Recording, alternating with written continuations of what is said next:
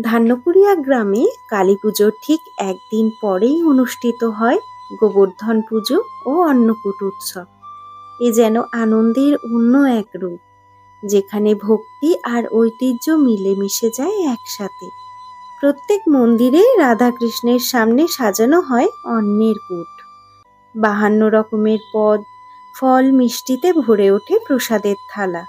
সন্ধ্যা আরতির পরে ভোগ ভাঙা হয়, তখন যেন গোটা গ্রাম ভরে ওঠে ভক্তির আলোয় আর প্রসাদের গন্ধে। বাইরে থেকেও অনেকে আসেন আত্মীয়ের বাড়িতে। আজ আমরা 5 মন্দির ঘুরে ভোগ আরতি দর্শন করলাম।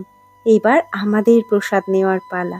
এখানে সমস্ত মন্দিরে কুপন কেটে প্রসাদ নেওয়ার জন্য লাইনে দাঁড়াতে হয়।